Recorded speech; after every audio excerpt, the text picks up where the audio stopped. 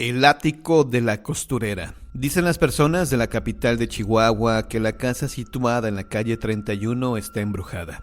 Nadie sabe qué es lo que habita en esas 4 paredes, pero la propiedad lleva mucho tiempo abandonada y no hay persona que quiera vivir en ella. Muchas son las personas que la visitan con la intención de comprarla, pero afirman que en cuanto ponen pie adentro, un aire malicioso los envuelve y hasta se embargan de una extraña y profunda tristeza. Hasta la fecha, no ha vuelto a ser ocupada, y eso que lleva más de 50 años a la venta. Y su precio no es nada despreciable, pues se podría considerar toda una ganga. La última familia en habitarla fue la encabezada por la señora María Campos, allá en el año de 1927. Ellos se dedicaban a maquilar ropa y tan próspero era su negocio propio que poseían 8 máquinas de coser y reunieron el dinero suficiente para dejar de rentar y comprar la propiedad.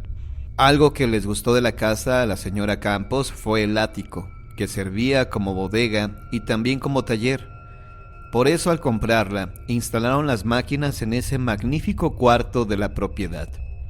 Durante las horas de trabajo todo transcurría con normalidad en ese lugar, pero entrada la noche, comenzaban a escucharse ruidos extraños que nadie se explicaba, y más porque a esas horas el taller se encontraba cerrado y la única forma de acceder a él era por la puerta principal de la casa, por la que nadie cruzaba sin tener que llamar. Una mañana, al abrir el taller, los empleados y la señora Campos se percataron de que las máquinas estaban fuera de lugar. Antes de ponerse a trabajar, las colocaron en el lugar donde deberían de estar. Esa misma noche se volvieron a escuchar aquellos ruidos extraños. La señora subió las escaleras lentamente, con la tranquilidad de quien cree entender lo que sucede. En cuanto la señora cerró la puerta del ático, la casa quedó inmersa en un silencio absoluto y un frío extremo. Nadie sabe lo que pasó a ciencia cierta aquella noche. La mujer no bajó de ahí sino hasta el otro día. Caminaba con la naturalidad acostumbrada, pero fijaba la mirada en todo lo que encontraba frente a ella, sin responder a ningún otro estímulo o voltear jamás hacia atrás cuando uno de los miembros de su familia la llamaba. El comportamiento de la señora Campos no volvió a ser el mismo. Fingía demencia cuando le preguntaban lo que había pasado. Se volvió maliciosa, con una sonrisa constante, pero endeble, que inexplicablemente transmitía tristeza. Despidió a sus empleados y pasó horas y horas cosiendo hermosos vestidos. Una noche los ruidos se volvieron a escuchar y al día siguiente las máquinas se encontraban nuevamente fuera de su lugar. Fue entonces cuando la señora Campos tomó la decisión de marcharse de la casa. Ella nunca volvió a entrar a esa casa y aunque su familia esperó mucho tiempo para venderla, jamás pudieron recuperar el dinero invertido. De la noche. Es de noche, una noche oscura y tormentosa. La lluvia arrecia fuertemente. Una chica camina de forma apresurada, sin paraguas, protegida con un largo abrigo rojo. El agua ha empapado su melena pelirroja. Está asustada. No hay nadie por la calle, solo ella y su miedo. Recuerda lo que ha oído sobre las otras chicas. Jóvenes como ella aparecieron muertas, con 2 perforaciones en el cuello, mutiladas y con una expresión en sus caras de profundo terror. Los forenses dictaminaron que fueron torturadas y mutiladas en vida. Pero la gente sabe la verdad, aunque nadie se atreve a decirlo por el pánico que les produce el solo hecho de oírse a sí mismos. Ha sido un vampiro, el señor de la noche. Ella es su aliada, a él le sirve. Es un ser inmortal, existe sin vida a través de los tiempos, alimentándose de la sangre de los humanos, jugando con ellos, disfrutando con su sufrimiento, gobierna el mundo de las sombras. La joven tiene la sensación de que alguien la observa, su corazón palpita con fuerza, su respiración se mueve agitada, se muerde el labio haciéndolo sangrar, todo su cuerpo se agita tembloroso. La sensación de sentirse observada se vuelve certeza para ella. Corre, su corazón se ha desbocado por el pánico. Parece querer salir a través de su pecho. Apenas puede ya respirar, no por el esfuerzo físico. El miedo la ha hecho respirar tan apresuradamente que le duelen los pulmones. Siente un sabor ácido en su boca. No sabe su origen. No sabe qué es el sabor del terror. Sus pupilas se dilatan.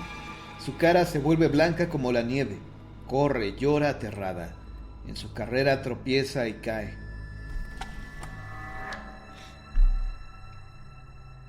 Su mandíbula golpea brutalmente el suelo. Llorando, levanta lentamente la cabeza. Un rayo cae entonces iluminando la oscuridad. Entonces lo ve de pie a unos metros por delante de ella, mirándola con una mezcla de majestuosidad y profundo desprecio. Su larga capa negra ondea al viento huracanado. Sonríe con placer mirando a su futura víctima.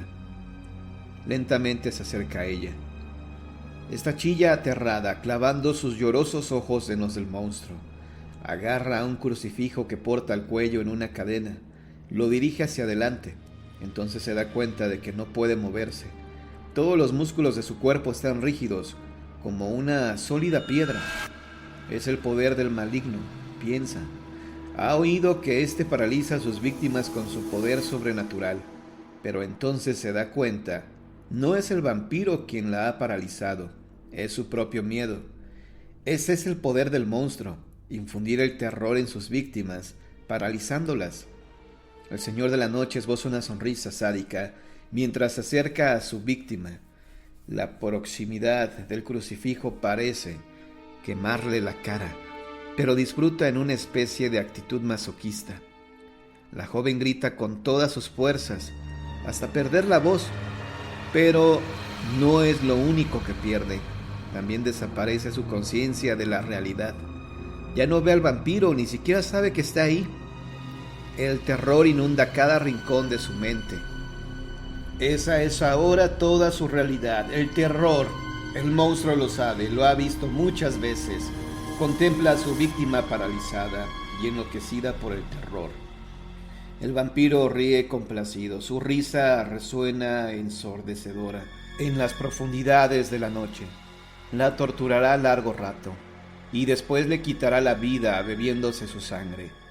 Y gozará plenamente haciéndolo.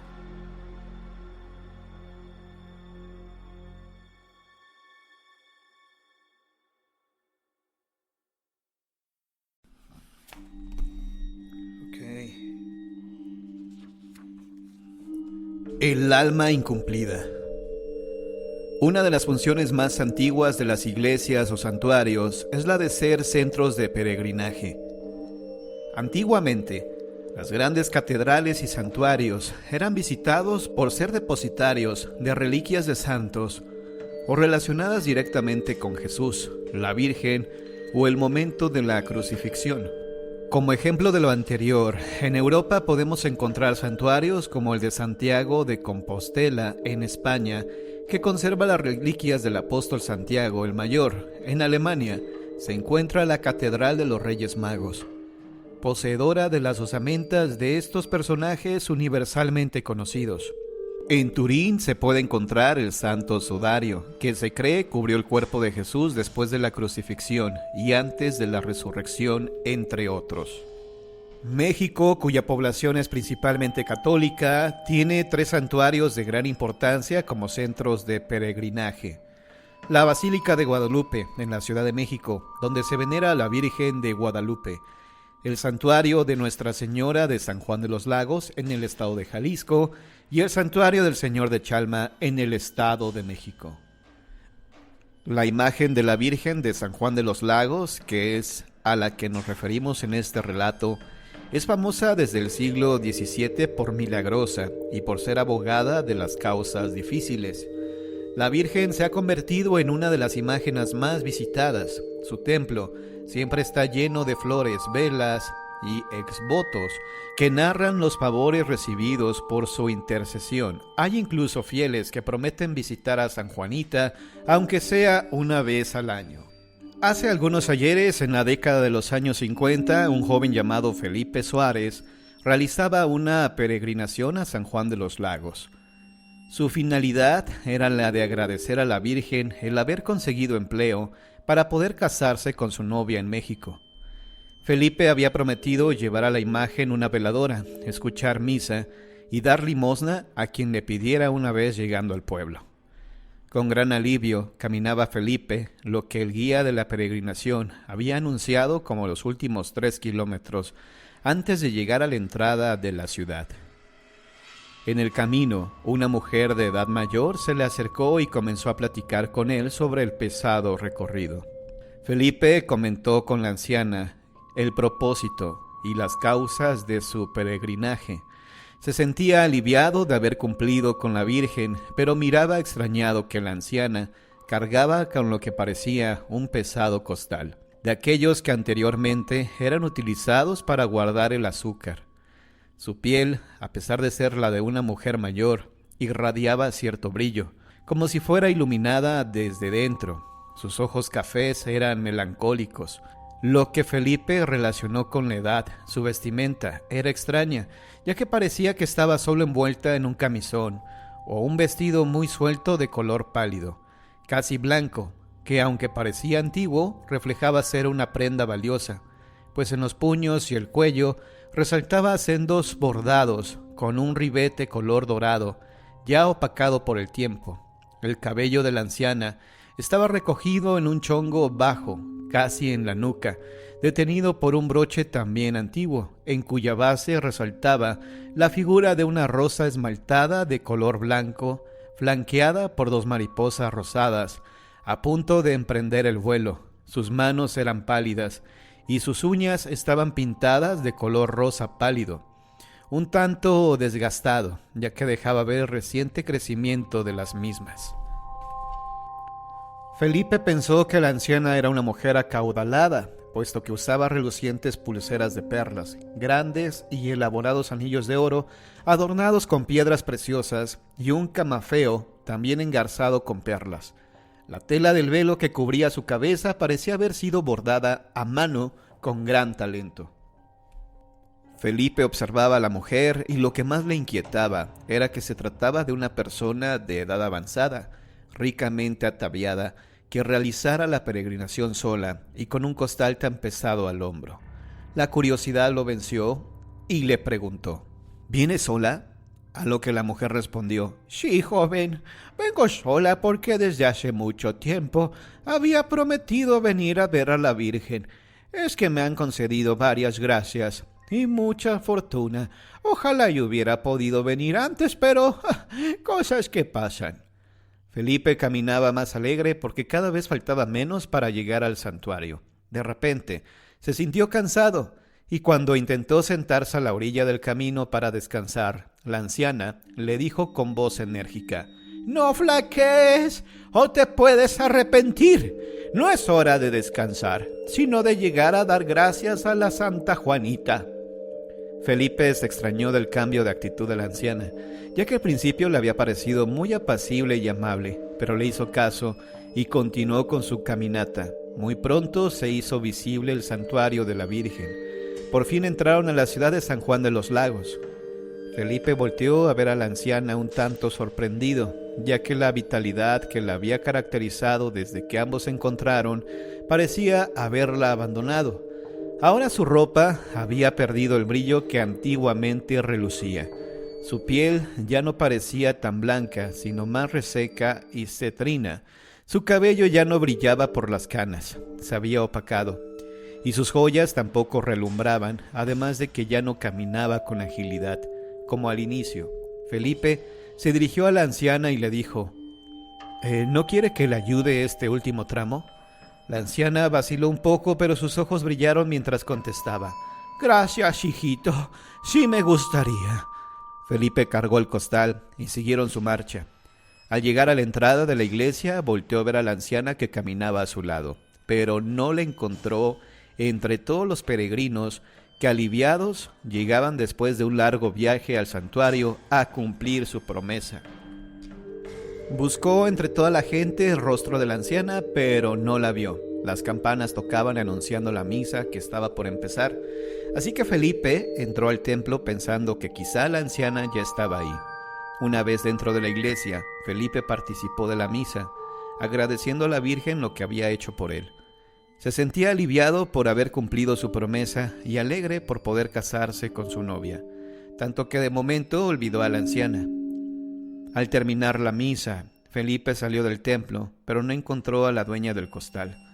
Por un momento pensó en abrirlo para ver si traía alguna identificación o algún objeto con su nombre, pero estos pensamientos fueron interrumpidos por el chofer del autobús que le dijo: «Joven, el autobús sale en 1 hora, no se le vaya a hacer tarde». Felipe asistió y contestó: «Claro, ahí estaré, no se preocupe». Dio algunas vueltas por el atrio mientras veía cómo transcurría el tiempo en el reloj de la catedral. Cuando faltaban 40 minutos para que el autobús partiera, decidió dejar el costal en la sacristía por si la anciana preguntaba por él más tarde. Al entrar en ese oscuro y lúgubre sitio, se sintió sobrecogido. En las paredes colgaban exvotos que daban cuenta de los milagros realizados por la Virgen a gente de todos los lugares y de todas las condiciones sociales. Absorto en sus pensamientos, no prestó atención al sacerdote, que entró al lugar después de pasar casi 1 hora realizando confesiones, hasta que éste le habló. «¿Necesitas algo, hijo? ¿Hay algo que pueda hacer por ti?» Felipe volteó y vio al sacerdote, que era un hombre de edad avanzada, cuyos ojos reflejaban paz y calma.